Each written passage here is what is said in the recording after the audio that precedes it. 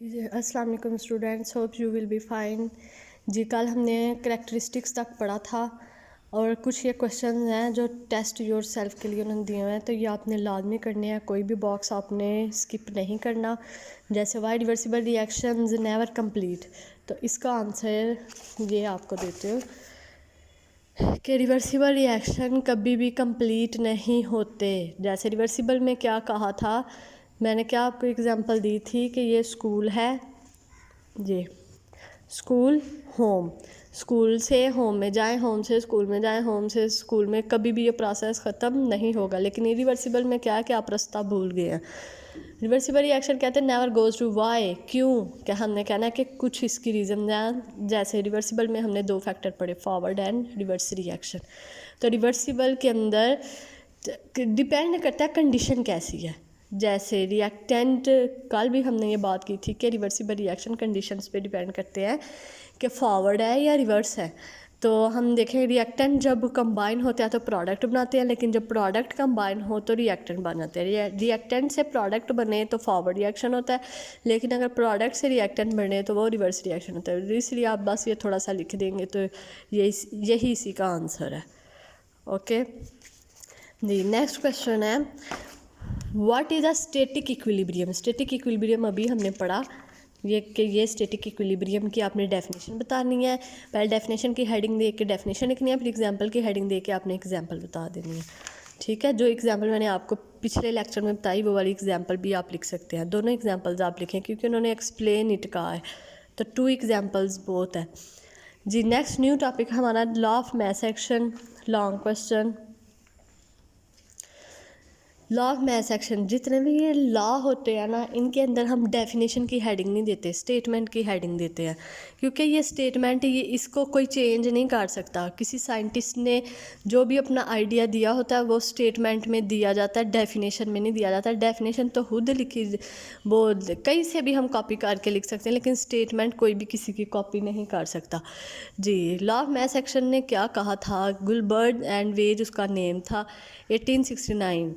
यहाँ से आपने शुरू में हिस्ट्री की हेडिंग दे के ये वाली लाइन लिख देनी है, बाद में आपने लिखनी है स्टेटमेंट की कि यहाँ पे the rate is which substance react, जो सब्सटेंस रिएक्ट करते हैं, जो रिएक्टेंट है हमारे पास। जैसे रिएक्टेंट क्या है, मैंने आपको पहले बताया, जो सब्सटेंस कंबाइन होते हैं, जैसे ये रिएक्टेंट, दिस इज़ रिएक्टेंट।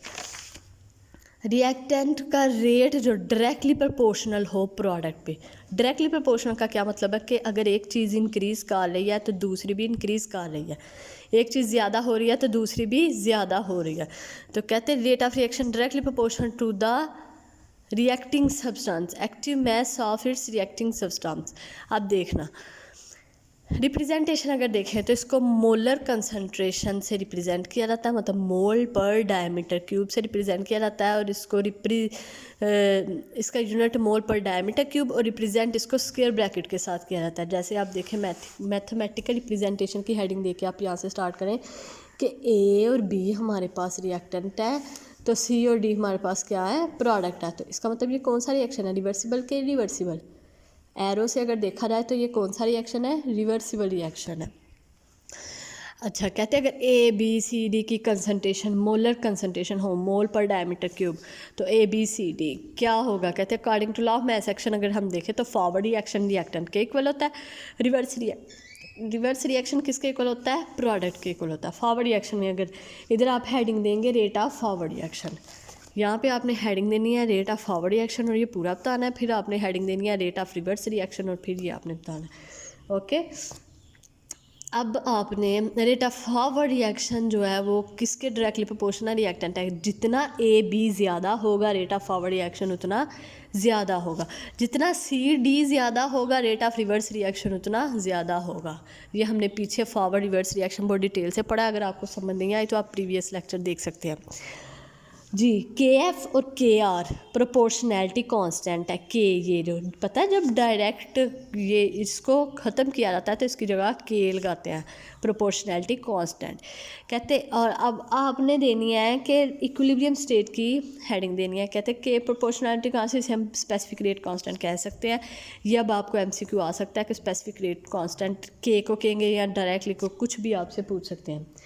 फिर आपने इक्विलिब्रियम स्टेट का बताना है। इक्विलिब्रियम हमने पहले भी बात की कि दोनों इक्वल होते हैं, बैलेंस होते हैं। इक्विलिब्रियम का मेन ही ये है बैलेंस करना।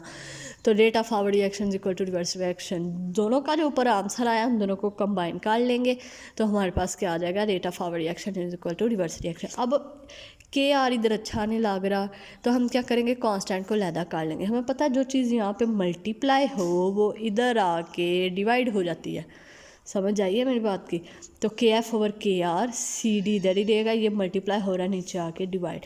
तो हम के एफ ओवर के आर को के सी से रिप्रेजेंट करते हैं। के सी इक्विलिब्रियम कांस्टेंट है। ये एम सी क्यू बहुत इंपॉर्टेंट है, बच्चे छोटा के लगा देते हैं लेकिन ये कैपिटल के है। K C is equilibrium constant, very important M C Q. तो हम कह सकते हैं इक्विलिब्रियम कांस्टेंट किसके इक्वल है, प्रोडक्ट ओवर रिएक्टेंट। जैसे देखो C D, this is C D, product reactant A B और this is A B. Okay, अब हमने रेट ऑफ रिएक्शन का करना है, डेरिवेशन इसकी करनी है कि लॉ ऑफ मास एक्शन का जनरल रिएक्शन क्या है। डेरिवेशन इसकी थोड़ी सी बस चेंज है, बाकी सेम वही है। Rate of chemical reaction is directly proportional to the product and molar concentration of reactant raise to power. जो छोटी उसकी कंसनट्रेशन है ना, जैसे ये ए स्मॉल ए बी ए, ये इसकी रेज टू पावर में कन्वर्ट हो जाएगी एक्सपोनेंशियल में। तो ये मैं आपको डेरिवेशन इसकी करके दिखाती हूँ, आपको अच्छी सी समझ आ जाएगी जी। ए एंड ये देखिए आप, A B B C D, ये एक इक्वेशन है। अब रेट ऑफ फॉरवर्ड रिएक्शन की अगर बात करें, रेट ऑफ फॉरवर्ड रिएक्शन ऐसे मैंने लिख सकती हूँ ना रेट ऑफ फॉरवर्ड रिएक्शन को। तो rate of forward reaction is directly proportional to किसके, रिएक्टेंट के डायरेक्टली प्रोपोर्शन है। ए कैपिटल स्मॉल ऊपर पावर बन जाएगी raise to power, B small ऊपर बी। लेकिन इसको जब कैंसल आउट करेंगे तो इज इक्वल अगर लगाएं तो के कौन सा आएगा, एफ आएगा, क्योंकि रेट ऑफ फॉरवर्ड रिएक्शन की बात कर रहे हैं। तो ए और बी, समझ आई है। तो के एफ हम कह सकते हैं रेट ऑफ फॉरवर्ड। इसी तरह सिमिलरली आपने करना है रेट ऑफ रिवर्स रिएक्शन। तो रेट ऑफ रिवर्स रिएक्शन हमें पता है कि किसकी प्रोडक्ट में है, rate of reverse reaction directly proportional to product. तो इसको हम कह सकते हैं कि इसको अगर मैं प्रोपोर्शनैलिटीज़ का ख़त्म करूँ तो के आर लगाऊंगी स्मॉल के, तो सी और डी सेम जैसे आपने पीछे किया, बस इसमें पावर आ गई। अब हम इक्विलिब्रियम स्टेट की अगर बात करें तो आर एफ हमें पता है आर के इक्वल है। दोनों के जो आंसर्स आए हैं आपके पास दोनों को इक्वल रख दें, समझ आ रही है मेरी बात। अब अगर मैं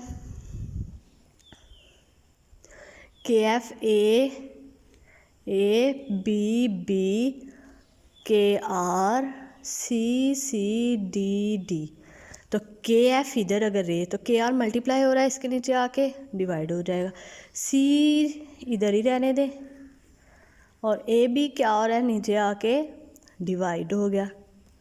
तो मैं कह सकती हूँ किसके इक्वल है, अभी पीछे हमने पढ़ा इक्विलिब्रियम कांस्टेंट कैपिटल के सी के इक्वल है। ये देखे जैसे आप, ये full rate of forward reaction, reverse reaction, equilibrium state पे क्या है और इक्विलिब्रियम कांस्टेंट लास्ट पे क्या है। ओके, अब कहते हैं कि इसके एक्सप्रेस करने के लिए कुछ उन्होंने फॉर्म्स बताई हैं रिएक्शन की कि नाइट्रोजन गैस है, ऑक्सीजन से जब मिलेगी तो नाइट्रोजन मोनोऑक्साइड, मोनो कहते हैं एक को, तो मोनोऑक्साइड है, NO नाइट्रोजन मोनोऑक्साइड, तो यह है reversible reaction. Rate of forward reaction की बात करें तो RF हमें पता है KF के इक्वल है। रेट ऑफ रिवर्स रिएक्शन की बात करें, फॉरवर्ड रिएक्शन किसके इक्वल है, ये rate of forward reaction reactant के इक्वल है, rate of reverse reaction product के इक्वल है। तो हम इसका KC निकाल सकते हैं। इसी तरह आपको डिफरेंट एग्जांपल्स आ सकते हैं कि KC, how to find KC, तो आपने KC निकाल लेना। ओके जी स्टूडेंट्स, अब इसके अंदर इस बॉक्स के भी पिछले बॉक्स के भी आपने किए थे, ये देखें, ये reversible reaction never go to complete, इसका मैंने आपको आंसर दे दिया। स्टैटिक इक्विलिब्रियम का अब उनका why amount of reactant product does not change, reversible reaction की अमाउंट क्यों नहीं चेंज होती, तो आपने इसका आंसर यहाँ से लिखना है रिवर्सिबल रिएक्शन यहाँ से कि क्यों चेंज नहीं होती फॉरवर्ड रिएक्शन और रिवर्स रिएक्शन यहाँ से लेके स्पीड अप रिएक्शन में इसका आंसर है, ये आपने लिखना है। ओके कि फॉरवर्ड रिएक्शन शुरू में फास्ट होता है, रिवर्स स्लो होता है, लेकिन जो आगे जाते जाए तो फॉरवर्ड रिएक्शन स्लो हो जाता है और रिवर्स रिएक्शन क्या होता है, फास्ट हो जाता है। इसी तरह ये वाला टेस्ट बॉक्स है, इसमें define law of math section, ये आपको स्टेटमेंट अभी मैंने करवाई वो आपने करनी है। How is the active mass represent, कहते हैं एक्टिव मास को कैसे रिप्रेजेंट किया जाता है, तो हमने अभी पीछे पढ़ा ये है। एक्टिव मास को रिप्रेजेंट किया जाता है मोलर कंसनट्रेशन से, इसका यूनिट बता दें और इसकी रिप्रेजेंटेशन बता दें। ओके, आगे उन्होंने कहा है what do you mean by equilibrium constant, तो इक्विलिब्रियम कांस्टेंट क्या है आपके पास, अभी हमने ये केसी पढ़ा, ये केसी, इसमें आप लिख सकते हैं the ratio of the product of concentration, concentration की product to the ratio of the product of concentration reactant के, ratio of the product and reactant, समझ आ रही है। हमने इसमें कह सकते हैं, मैं आपको बोल के बताती हूँ, आप लिख लें कि equilibrium constant Kc is the ratio of the product of concentration of product raised to power of coefficient to the product of concentration of reactant raised to power of coefficient as expressed in balanced chemical equation। Okay, आप पीछे करके video तो ये वाली definition लिख लीजिए और उसके बाद आपने एक एग्जांपल दे देनी, बेशक ये वाली दे दीजिए या पिछले केसी की दे दें जी। नेक्स्ट उनका पॉइंट आउट करें कोएफिशिएंट में हाइपोथेटिकल रिएक्शन से पॉइंट आउट करें, ठीक है। तो इसमें हम क्या करेंगे, पहले में 2 है और 3 है, कोएफिशिएंट ऑफ रिएक्टेंट पहले में 2 और 3 है, सेकंड वाले में इसमें प्रोडक्ट कितने हैं, 4 और 2 है, सेकंड वाले में 4 रिएक्टेंट है, 2 और 3 क्या है प्रोडक्ट, आपने कॉमा लगा के लिखना है ऐसे 2 3। ओके, फिर नीचे वाले में 2 है और 4 है रिएक्टेंट और 5 मोल किसके हैं, प्रोडक्ट के। ओके, नेक्स्ट है कि right the equilibrium constant expression for the following reaction, तो आपने इसमें बताना है कि फॉलोइंग रिएक्शन इक्विलिब्रियम कांस्टेंट बताएं, तो आर एफ क्या होगा इसका, आर एफ पता है हमें के एफ के इक्वल होता है, तो आर एफ में क्या होता है, रिएक्टेंट होता है, तो रिएक्टेंट में हम क्या लिखेंगे, R F is equal to K F N O two. मैं रजिस्टर पे आपको बताती हूँ, ये देखिए 2NO2 है ना, 2N2O4, तो इसका आर एफ क्या होगा, रिएक्टेंट NO2, सपोज NO2 क्या है हमारे पास, ए है और ये क्या है, स्मॉल है, तो स्मॉल ए ऊपर चला जाता था ना पावर में, इसी तरह N2O4 है, तो आर है, के आर है, तो के आर में प्रोडक्ट बताते हैं, तो के सी क्या होगा, प्रोडक्ट ओवर रिएक्टेंट, तो ये प्रोडक्ट और ये है रिएक्टेंट। इस तरह इसका अब मुझे के सी निकाल के दिखाएं, इस इक्वेशन को आपने सॉल्व करना है, ये आपका टास्क है, अगर समझ ना आएगी तो कमेंट बॉक्स में बताएं, मैं आपको सॉल्व करके बताऊँगी। ओके, ये था आपका आज का लेक्चर, कल हम स्टार्ट करेंगे equilibrium constant and it's units.